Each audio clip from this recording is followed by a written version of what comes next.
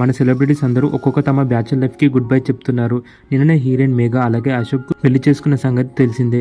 ఆ లిస్టులోకి ఇప్పుడు మరొక స్టార్ కపుల్స్ కూడా చేరిపోయారు. వారెవరో కారు సిద్ధార్థ్ అలాగే అదితిరావు. 2021లో తెలుగులో వచ్చిన మహాసముద్రం మూవీలో ఈ క్యూట్ కపుల్స్ జంటగా నటించిన సంగతి తెలిసిందే.